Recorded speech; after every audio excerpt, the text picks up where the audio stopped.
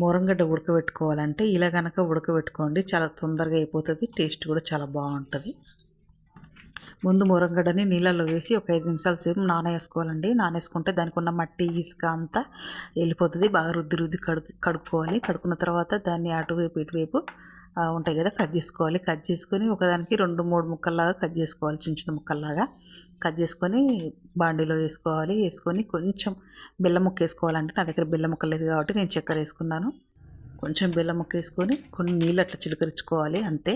చిలకరించుకొని పొయ్యి వెలిగించుకొని సిమ్లో ఉడికించుకోవాలండి. కొంచెం హైలో పెట్టుకొని ఉడికించుకోవాలి. ఉడికిన తర్వాత మళ్ళీ మధ్య మధ్యలో అటు తిప్పుతూ ఉండాలి. తిప్పి ఇంకేం నీళ్ళు ఈరిపోయినాయి, నీళ్ళు ఇంకిపోయినాయి అనుకుంటే కనుక కొంచెం నీళ్ళు చిలకరించుకుంటా మళ్ళీ ఇంకొక 5 నిమిషాలు అట్లా పెట్టుకోవాలి. పెట్టుకుంటే తర్వాత తీసి చూస్తే శుభ్రంగా ఉడికిపోతుందండి. చాలా బాగుంటుంది, తొందరగా ఉడికిపోతుంది. టేస్ట్ మాత్రం సూపర్గా ఉంటుంది. ఓకేనా? నచ్చితే లైక్ చేయండి, సబ్స్క్రైబ్ చేసుకోండి. ఓకేనా? బాయ్. మరి టేస్ట్ మాత్రం చాలా బాగున్నాయండి. ఎప్పుడైనా నేను కొంచెం ఉప్పేసి నీళ్ళల్లో ఉడికేసేదాన్ని నాకు తెలియకుండా. ఇప్పుడు ఇలా కనుక వేసుకుంటే చాలా సూపర్గా ఉంది, టేస్ట్ చాలా బాగుంది. ఓకేనా? బాయ్ మరి.